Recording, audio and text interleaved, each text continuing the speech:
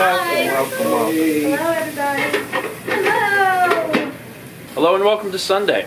Over here at my parents' house to do a cook-in because it's cooking inside. We got some hamburgers on the grill or on the George Foreman. Hot dogs.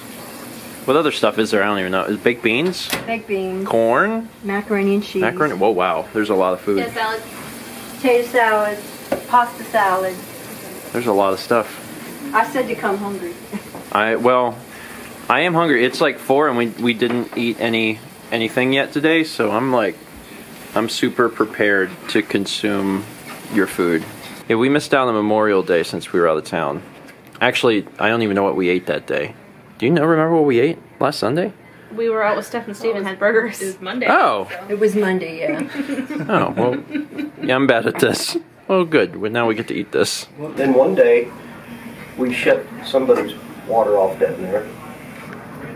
And the guy had a bar. A bar? A bar. Like a metal bar? No, like a drinking bar. He owned a bar. Drunk bar. Yeah. And I don't know how that goes. we went to shut off his water, and here comes this guy and said, whoa, you can't cut off JoJo's water. And he said, well, we have to, because he hasn't paid his water bill. And he said, listen, you're not shutting off JoJo's water. And he more or less was threatening us. You're not, No, I said, well, we have to. He said, no, you don't understand. You're not. And all of a sudden, we were surrounded by, these guys were coming out of the woodwork. I bet there was 15 or 20 guys that just showed up, and they said, you're not shutting off. And we shut off the water and jumped back in our truck and called the office, and they called the police, and the police came. We were afraid to get back out of our vehicles, so we sat there till the police arrived. The cops come up, the police, and they had to call county cops because they're not within the city. Mm-hmm. So they called the county cops. The county cops came, and he wanted to know what the problem was, and we told him. And by that time, a guy come up there and he said, listen, he said, I got the money here to pay for that to get turned straightened out, get turned back on. And so we got out and turned the guy's water on, and the police officer said, listen, I know you guys don't feel safe, because he said, I don't feel safe either. Mm-hmm. He said, let's leave. So everybody got their vehicles and took off. How many years did you work for the city doing water meters? 13. 13 years? Can you recount the day that the guy pulled the gun on you? Well, yeah, I'll never forget that. That was another situation where he had little kids, around his house. And it was all that I ever seen there was a lady, and she had a couple little kids, always in diapers and stuff. So I would always just knock on her door and ask her if she wanted to pay her water bill, give her a chance before I turned it off, because it was going to be another $25 or... to turn it back on? Yeah, to turn it back on, but I don't know if it went up after that. It was even higher than that, but, if they could pay me, I would save them that much money. Mm-hmm. Because you could tell that you couldn't have very much money. So, every month would be the same thing. I'd always knock on their door. She'd say, yeah, come back in an hour. I just haven't had a chance to get to town or get someplace to cash a check. So I would. An hour later, I'd come back, they'd pay it, and be fine. She'd always thank me. And one day, I knocked on the door. Nobody came. Nobody came. And I could hear the TV on and stuff. And all of a sudden I heard this boom, boom, like somebody banging their feet on the floor, coming across the floor. And when the door opened, there was a guy there that would have had to turn sideways to get out the door. And I mean, he looked like a screen. He was that wide. And I was looking at my paperwork. I said, "Sir," I said, "your water bill is about, let's see, $35. And if you want to go ahead and pay that, we won't shut your water off, and it'll save you some money." And when I looked up, that's when I noticed that there was a man standing there. He was this wide, and his eyes were like bulging out of his head, and he was holding a gun and had one of them banana clips that went like that, and he had that thing right in my face, like right here. And I said, "Whoa, whoa, whoa, what's going on?" He said, "You're a no good cop." I said, "Sir, I'm not a cop. I'm from the water department." And he said, "No, you're a no good cop." I said, he "Sir." had a name, didn't he? Called you a name? Yeah, there was another policeman with a detective or something. He called you the name of the detective. Yeah, evidently he had run-ins with this detective, and I mean, we had a flashing light, on the top of our vehicle that looked like a policeman, and he said, "No, you're that no good," and he said his name, and I said, "Look, what does my name say? It says, Steve, and he said, "No," and I kept saying, "Sir, please, I'm the waterman." And all of a sudden, he was staring down the sights of his rifle, and all of a sudden, he looks up like he's looking at me, but then he comes back down like this. And then he looks up, and then he starts doing his eyes back and forth. And he said, "I don't think you are a cop." I said, "I've been trying to tell you." And then the man puts the gun down and wants to shake my hand. And I'm like, "Get out of here. I ain't shaking your hand." And he said, "Yeah." He said, I need to pay that water bill." And I don't remember if he paid it or not. I was so anxious to get off his porch and get back to my vehicle. And I beat feet back to the office. And they told the police what had happened, because we were all in the same building. And of course they wanted me to come over and talk to him, which I did. And they surrounded this guy's house. They had the city police, county police, state police. Anyway, this guy would not surrender, and it took hours to get him out of his house. He kept saying, "You're going to shoot me. I ain't coming out. You're going to kill me." And they said, "No, we're not." And they finally got him to leave his house. But his house was so full of rifles and shotguns and handguns that they said it was like an arsenal. But and then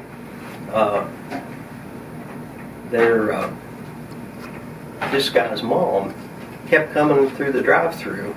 It reminded me of like Bonnie and Clyde or something. There, it was like, "Where's that boy that says that my son drew a gun on him?" He said, "I want to talk to him."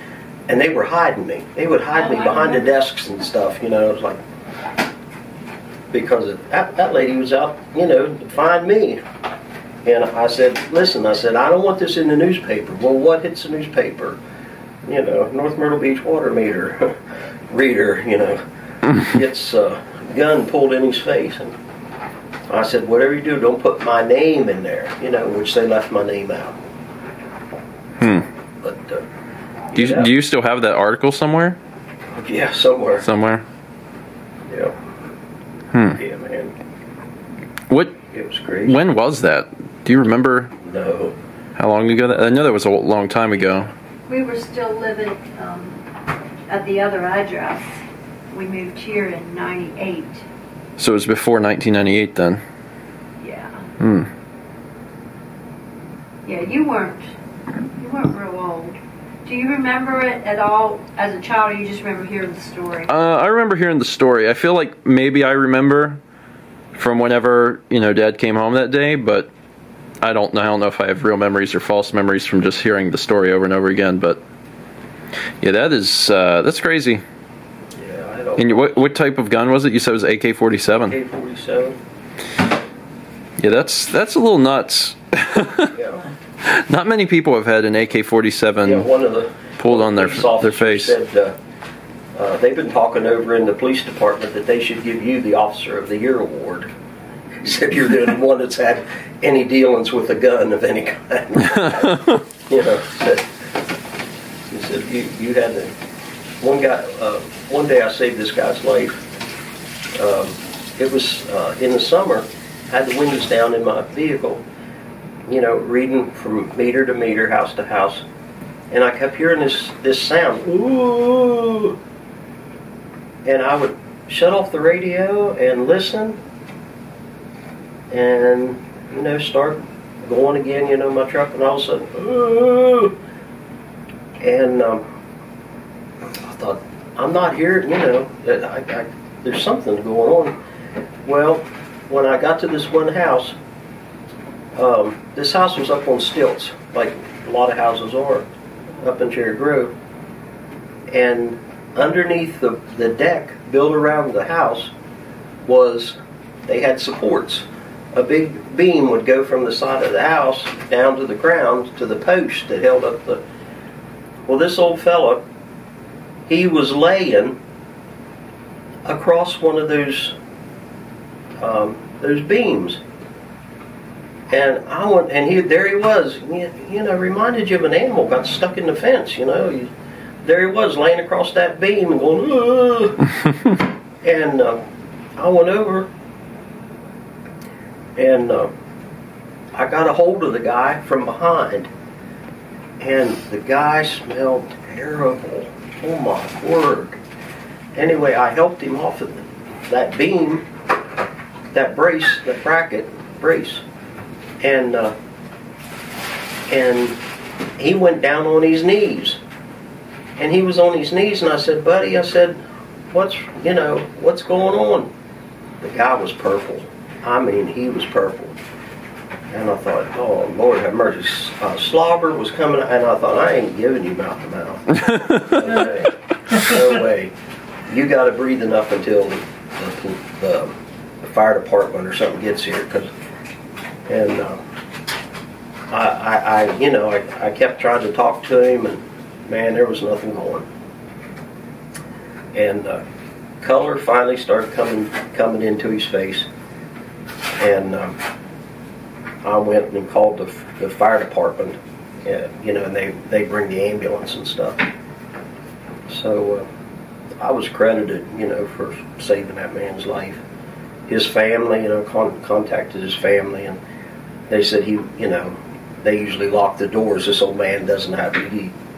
I guess he had Alzheimer's or whatever. He was diabetic, wasn't he? Yeah, well, yeah, I guess. That's what I think you said. He was yeah, passed out from being diabetes.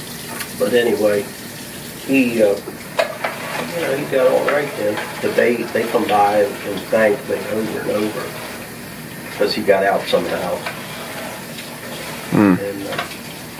And I got an award from the mayor and the city council for that, for saving that guy's life. You've had that job just in general was really interesting. You had a lot of different things that happened. Oh yeah. You know, whether it was being in danger of getting shot or saving someone's life. Yeah. And all the dogs that he got chased by. Oh man, that was if there's anything I'm afraid of, it's dogs.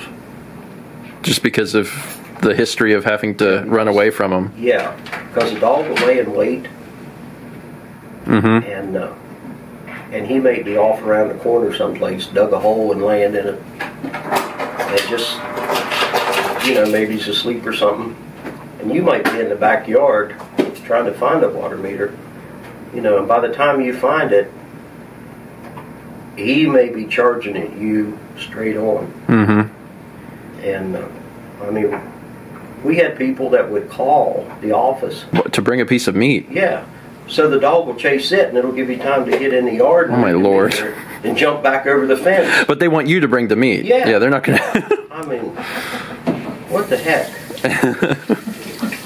Or two of us would go, and the one guy, he would say, "I'll get the dog's attention." And when he comes to the fence and growling at me, you jump the other fence, read the water meter, and jump back over quick, and hopefully you'll still be, at my end.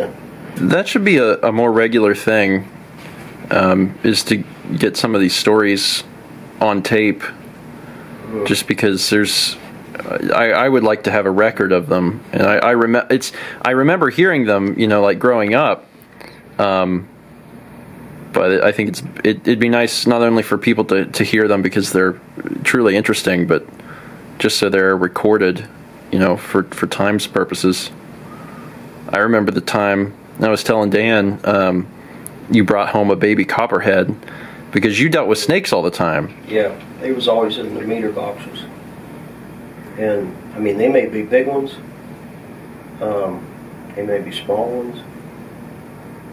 But you always had to be on the lookout for all kinds of snakes. And one thing about South Carolina is we have all 4 of the major venomous snakes here. So you were running into, water moccasins and cottonmouths, or copperheads all the time. Yeah, I would, the little ones I would try to catch.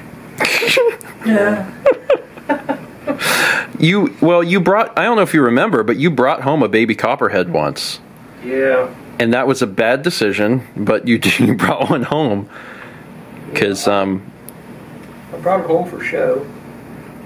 And I remember that we had, I think we had just learned in school about how the baby venomous snakes are actually even more dangerous than the adults, because the venom is more concentrated, and you didn't know that. So I was trying to explain that it was far more dangerous than even bringing home an adult copperhead.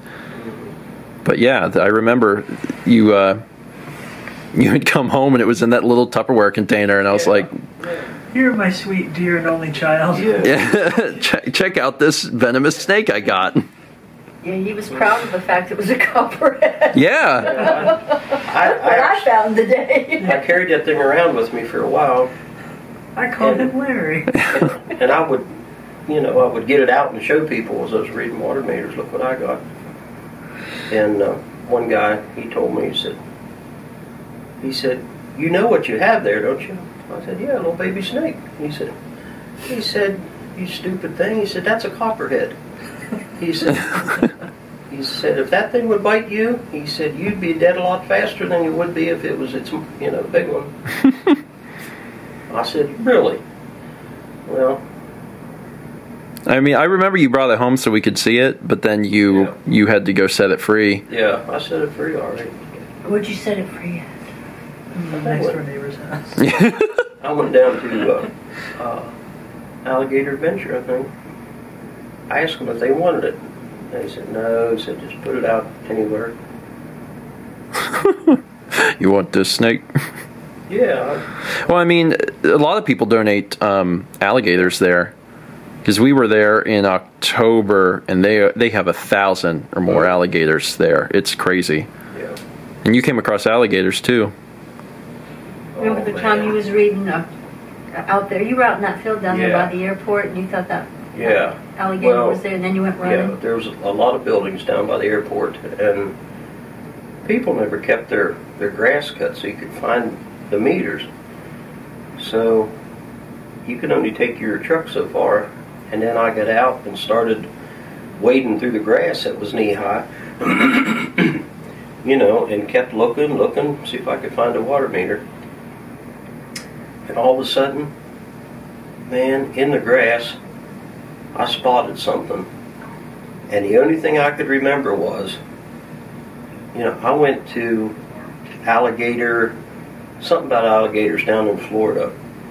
Oh, was it Alligator Farm? Yeah, it's where they had all these alligators down in... was it St. Augustine? No, in down like... Where was that place at? Like Alligator Alley. Okay. Down in this... on the Tamiami Trail or something. They had a place where the alligators, like, was all alongside the road. But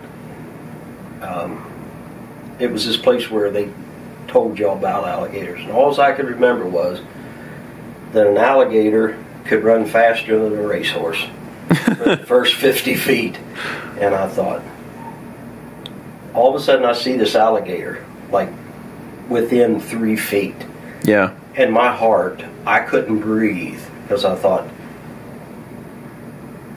if this stupid alligator can beat a racehorse for the first 50 feet and I'm already 3 feet to him, that means I've got to beat a racehorse. And I turned around and I let out a scream and I took off, and I was running with my legs, trying to get my legs higher because I thought any minute he's going to grab my ankle.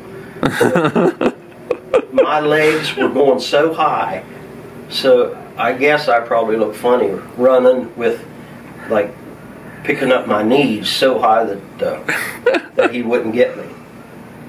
So there was an auto body shop there, and I ran over to the auto body shop, and I ran up to the shop, and there's guys working in the garage there, and I couldn't get my breath, and I said, there's a ooh, I said, he's big. And finally the one guy said, are you talking about that alligator laying out in that field? And I said, you know there's an alligator in that field? And he said, yeah, he's dead. And I said, he's dead? And they said, yeah. He said, my boss or somebody here in the garage seen him on the way to work this morning, and they picked him up and brought him in. Well, I felt like an idiot. I didn't know it was dead. Oh, yeah. There wasn't a mark on him.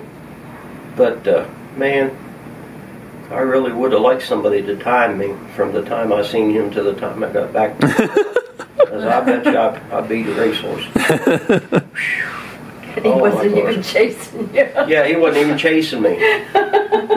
But, man, but stuff like that scare the petunias out of you. Yeah, well, I'll have to get more stories at some point. Oh, he's got lots of stuff. I know. There's a lot of great stories. I think one of the funniest stories that always made me laugh is whenever me and Dad was just dating, and you know, we both went to the beauty academy, and he was on his way to the beauty academy and for school in the morning, and he had run into that car, remember, and the guy that you hit. Yeah. Every time he would tell me this story, I've just laughed and laughed and laughed because it was the way. I mean, it was a funny story, but it was the way he told it. Can you remember to tell that one? Tell that one. I was on my way to school, and I drove. My house was 45 minutes away from the school every day, so I drive 45 minutes to school and then 45 minutes back home because it was 40. Except when you stayed with your aunt. Yeah. So I was within, I don't know, 10 miles of the school, but I stopped at a traffic light. Well, the traffic light was red, and I was slowing down, but just as I got to the traffic light, it turned green. So I proceeded on through. Well, some guy gunned the light and come around and hit me in the front end of my car and banged up the side. And so there he was. his vehicle into the side of mine. And we sat there for a minute, and I thought, well, you know, I better get out and see what's going on, because the other guy never got out. I thought. So I got out of my car, and I walked up to his, and just as I was almost to his car, his door come open, and kind of slow. And when he finally got the door open, I seen one foot like that come down on the ground. No, you have to remember, he's 20 years old when this happened. Yeah, nothing was happening, you know, and I thought, why ain't he getting out? And then pretty soon I seen the second foot come out, real slow, and then it kind of dropped on the ground. And as I get up there, I said, hey, buddy. I said, are you okay? And he was trying to get out of his car. And when I looked in, there he was, both legs was on the thing, and he was like this. And he said, I can't get out right now. And I said, whoa, whoa. I said, you're hurt bad. I said, and I thought, how could it be hurt this bad? We weren't going that fast when we hit. And there was the state police barracks was a half mile. And I thought, I'll have to run. So I took off running. I ran for a half a mile straight. I swung the door open to the police barracks. I ran in the police barracks up to the main counter. And I said, you know, I need help over here. Before cell phones. Yeah. Before cell phones. And everybody's in there, you know, walkie-talkies and listening and all this stuff, and nobody's paying. I said, over here, you know, so a guy come over to the counter, and I said, I was just in a wreck with another vehicle up the road. And he said, up the road? I said, the second light up the road. He said, well, that's a half a mile up there. I said, yeah. He said, what you do, run? And I said, yeah.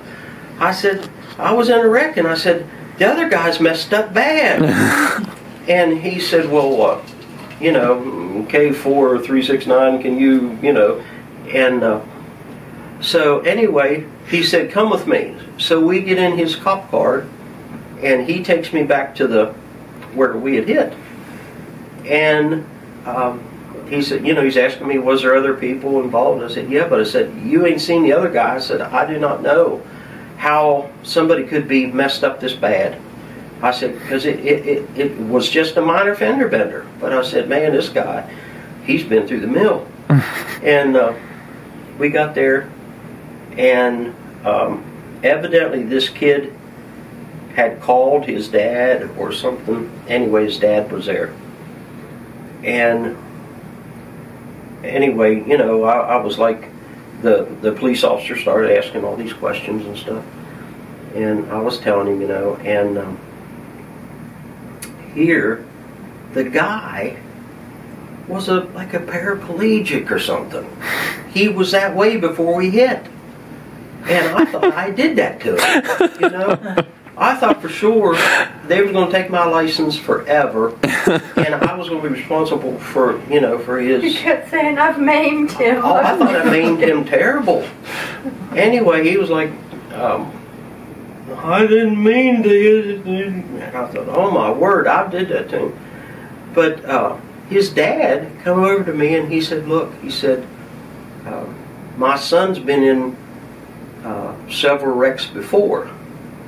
And he said, they're going to take his license because he's been in so many. They told us that if this happened again, they were going to take his license. Mm-hmm. I was wondering if you'd go ahead and say you were at fault.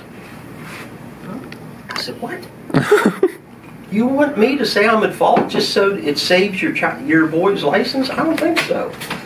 I said, hello. I'm sorry. You know, I'm sorry about your son, but there's no way, you know, that I'm going to do that. But anyway, it turned out fine. He was at fault. I hate it, but he was that way before. I didn't maim the guy. Yeah, I know that you felt terrible. Yeah, but I was, glad he was already that way. We'll have to save the stories for another day because I've been recording a long time already. But we'll do more at some point because that was good. Got it? Mm-hmm. Close the door, please. Got it. Looks good, Mal. Looks really good. That's it's Mal's Tetris painting, and just varnished it. I gotta check. Now you gotta go through it and check. It's a lot of people don't actually really even know this process, but the paintings get varnished, which gives it a glossy look. Well, before that, they get something else. Well, as of recent, it's been something you've been doing for the last few months. It gets an isolation coat, which honestly it's because a painting only lasts how many years without the isolation coat? Like, no, you do it in case the varnish needs to be removed. It protects the painting underneath the isolation coat. True, but like it's only for like paintings that are going to be kept for like 80 or more years or something like that. It's some crazy thing. It's basically for art history purposes. But in the event someone wants to keep one of Mal's paintings around for several hundred years, which could happen, they can last that long. She does the isolation coat so the varnish can be taken off and revarnish if necessary. Anyway, so it got its varnish, and now she goes through with flashlight and tweezers to make sure that nothing got on in the varnish, and if it is, that she can remove it so nothing is stuck. Before it dries. Yeah, before it dries. And this is the worst part because it's smelly. Yeah, it makes the house smell pretty bad. But that's going to be shipped out tomorrow, and that's on its way to New York. Yep. New York. Mouse paintings wind up, all over the U.S. and in some cases all over the world, and it's pretty cool. Goodbye, Tetris painting. We'll ship you tomorrow. This evening was really, really great. It was fun to go over and eat food, but we actually had a lot of fun just reminiscing and talking to my family. My dad talked for a long time about old stories. I'm really glad that we got to capture some of that. And then, my mom actually told a bunch of stories too, and it made me think something that I've known to be true for a long time.